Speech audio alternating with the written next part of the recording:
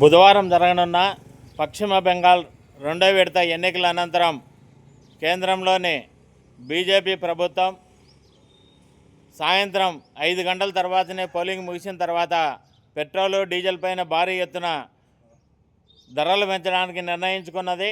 ఈ ప్రభుత్వ విధానాలు ముందుగానే ఏజెన్సీలకు తెలియడంతో ఈరోజు అన్ని పెట్రోల్ బంకులకు కానీ రాష్ట్రంలో ఏజెన్సీలన్నిటికీ కూడా సక్రమంగా ఇవ్వకపోవడం ఒక ఎత్తు అయితే, పెట్రోల్ బంకుల్లో ఉన్న స్టాకును ఎలాగో ధరలు పెంచుతారు కాబట్టి ఈ నేపథ్యంలో ముందుగానే స్టాకును కూడా బ్లాక్ చేయడం జరిగింది.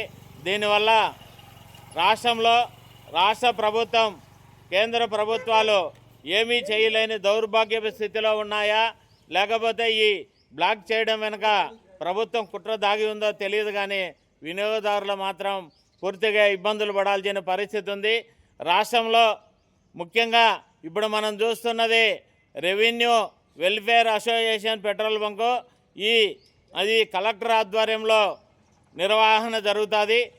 దానికే పెట్రోల్ ఏజెన్సీలు సప్లై చేయలేదంటే ఈ దేశంలో కానీ రాష్ట్రంలో కానీ ప్రైవేటు యాజమాన్య సంస్థలు కంపెనీలు ఎలా ఉన్నాయో ఒకసారి అర్థం చేసుకోవచ్చు.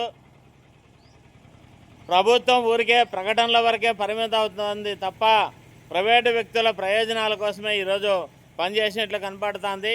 ప్రజలు ఒకసారి గమనించాలి ఈ ప్రభుత్వ విధానాలను.